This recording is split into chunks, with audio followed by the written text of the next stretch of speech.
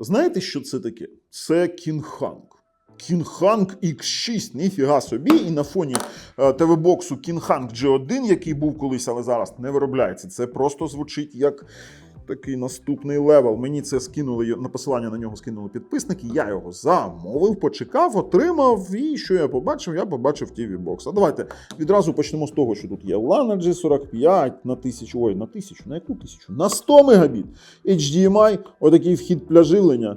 2 USB 2.0 і отвір для SD-карт. Так, тут немає SPDIF оптичного. Є звичайний Google пульт, яким можна керувати додатковою інфрачервоною опцією.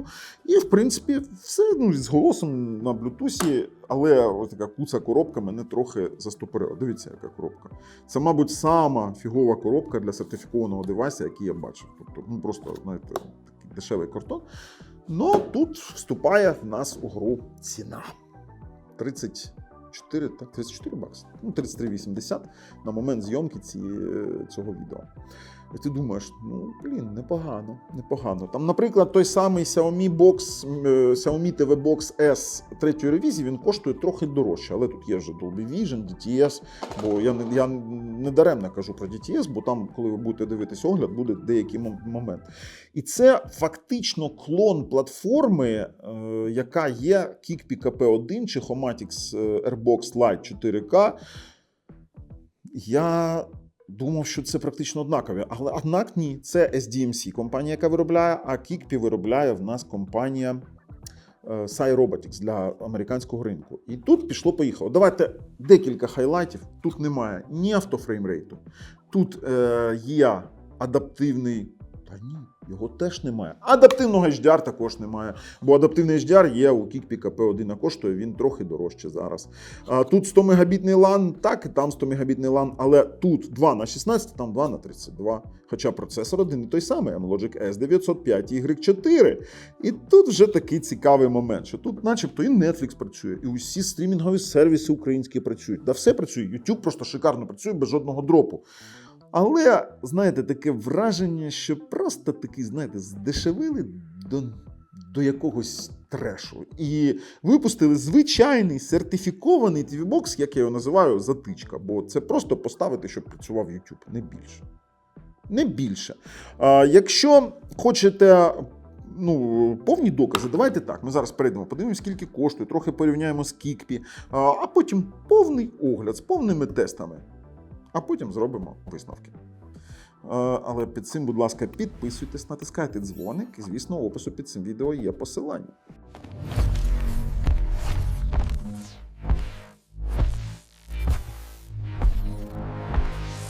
Чи можна грати на TV-боксі? Звісно, можна, і це питання я відразу закриваю, але це такі собі базові Android TV-іграшки, і дійсно я на ньому і грав, але ж нас...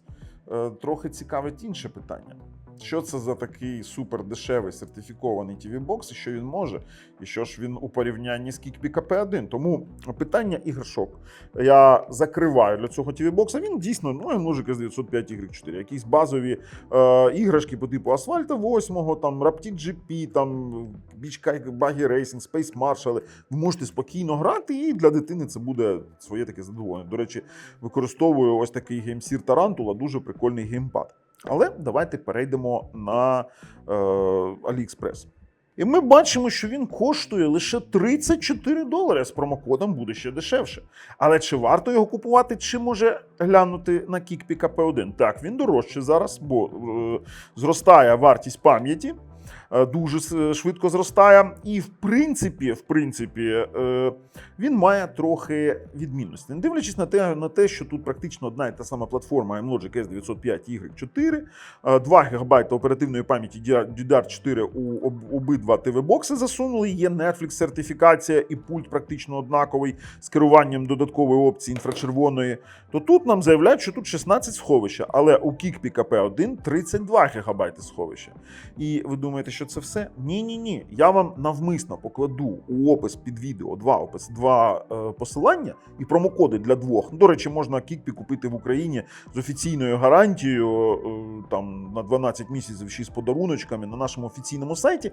Але я от просто вас прошу подивитись скажімо так, це відео, мені усе одно, де ви що купите. Мені це просто фіолетово.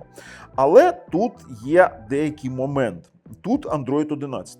Geekpeak AP1 стартує з 12-го, є бета-версія 14-го, а тут в нас заявляють, що там є Dolby Audio, Netflix, Chromecast, Netflix 4K, з HDR, HDR10+. І прям, дуже багато усього вони там показали, що, прям, ніфіга собі, який цікавий TV-бокс, цікавенький. Давайте перейдемо вже на сам TV-бокс, а там ми побачимо, що ж не так з ним, чи зовсім так. І так, в нас це офіційний Android TV, звичайний стандартний Android TV, де можна переміщати, можна видаляти оці канали рекомендацій, як ми бачимо. Так, ми можемо перемістити доверху і, в принципі, все адекватно працює. Інтерфейс працює відмінно, дуже швидко і якби без якихось додаткових навантажень. Відразу можу піти у AIDA 64, щоб показати вам, що це та сама платформа, давайте так, практично, хоча там написано Haco Pro, але це виробники з DMC. А Geekpeak AP1 це SAE. І SAE це в нас більш SAE Robotics, це дуже прикольний виробник, який робить для американського ринку. Хоча з DMC намагається щось теж робити. Тепер далі. Процесор в нас AMLogic S905 Y4, це 4 ядра Cortex A35, такий самий по 2 ГГц. Дисплей в нас Mali G31, мережа, в принципі, ми тут маємо якийсь коннект, ми це перевіримо фактично. І Android 11, а там 12.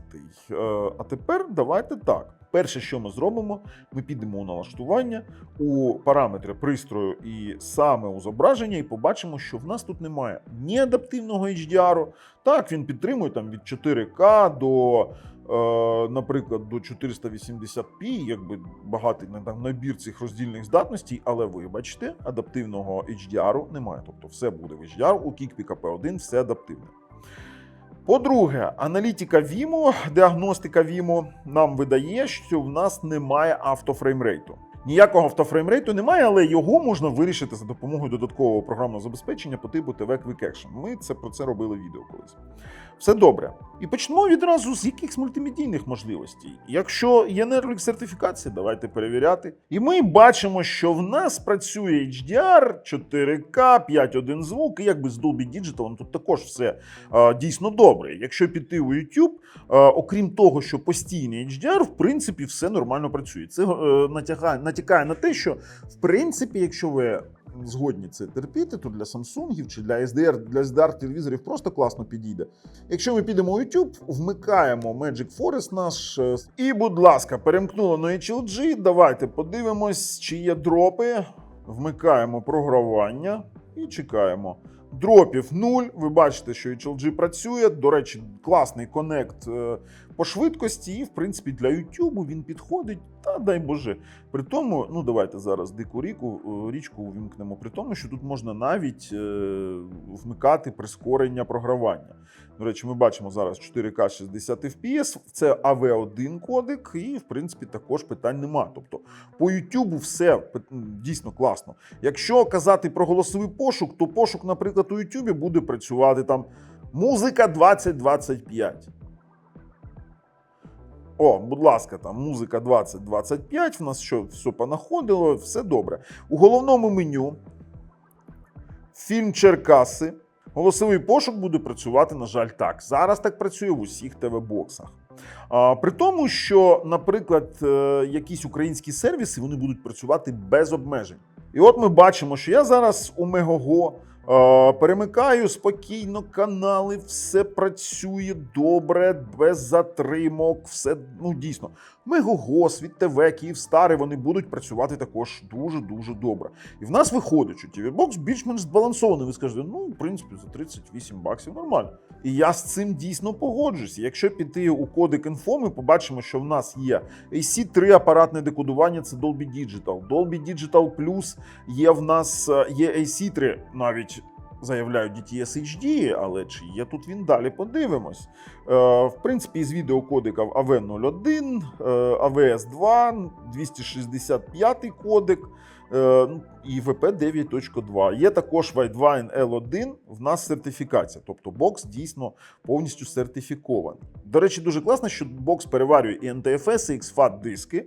Якщо ми перейдемо зараз у коді, спробуємо програти, наприклад, Dolby Digital Plus тестовий файл, ми побачимо, що Dolby Digital Plus тут працює. Дійсно, питань нема. Dolby True HD працює як звичайний Dolby Digital, навіть не Dolby Digital Plus, а DTS ми скільки не намагались, ми так і не змогли його отримати. Не те, що там про HD, да навіть звичайний.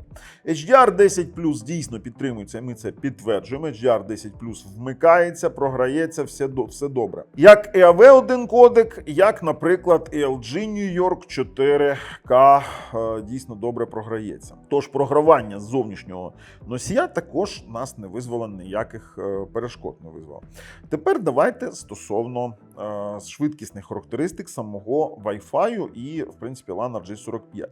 Wi-Fi, в принципі, середнячковий. Він мені не сподобався, бо я отримував, у Аналіті, наприклад, не більше 150 мегабіт на завантаження, на вивантаження приблизно стільки ж на їх сервери, а у інших варіантах десь 80 на 250. І не зрозуміло, чи буде він 250, чи не буде, але є як є. Я показую всю правду на момент зйомки цього відео. Наприклад, і у інших пристроїв зараз такої проблеми в нас у студії немає. Давайте я зараз увімкну 2,4 ГГц. По 2,4 ГГц, до речі, досить непогано. Просто досить непогано. Давайте, відкривайся. Давайте Asus знайдемо звичайний. А де він? Де він 2,4? Твою ж наліво, де 2? Ось, з'явився 2,4, під'єднуємось. Також йдемо у Аналіті і стартуємо. І бачимо, що це гарний результат, 80 приблизно на 80. А тепер ми з вами вмикаємо LAN RJ45. Ми ж повинні протестувати і... Ethernet під'єднано. Давайте той самий спід-тест. Стартуємо. І отримуємо, в принципі, результат під соточку, хоча повинно бути 92-93, він більше 88 не видавав у нас, 88 на 88. Будемо враховувати, що це 100 мегабіт плюс службовий трафік, але я також показую усю вам правду. Є як є. 88 на 88. Нам ще залишилось перевірити з вами один момент. Це, наприклад, роботу сертифікованого сервісу через Chromecast. Давайте під'єднаємо 5 ГГц. Звісно, на 2,4 його навіть тестувати немає сенсу. І затранслюємо туди наш TV-бокс. Наш смартфон. Давайте вмикаємо трансляцію екрану, транслюємо весь екран і бачимо, що так, дійсно працює. Що я можу сказати? В принципі, то своєму все працює. От як воно працює, в принципі, тут є деякі питання. Є такі питання, але я готовий вже зробити висновки по цьому TV-боксу. Слухайте, у якості висновків скажу. Чи купував би я собі це? Ні, не купував би. Чи працює він, чи гальмує? Ні, він працює відмінно, він не гальмує. Так, адаптивний HDR, його немає, немає. HDR. Немає автофреймрейту, це вирішується через TV Quick Action, все нормально. Ціна. Тут саме важливо, що це ціна. Це один з найдешевших TV-боксів для стримінгових сервісів. А всі ми знаємо, що стримінгові сервіси українські, вони потребують нормальної сертифікації для повного контенту. Вони будуть працювати на всіх TV-боксах. А з деяких пір, то ще й нормальний YouTube потрібно теж мати якусь сертифікацію. Але, щоб я купив собі замість нього, я б брав би вже Xiaomi TV-Box S 3 генерації чи Geekpeak AP1, що і вам раджу. А з вами був Бабл на каналі Технозон Україна. На все добре.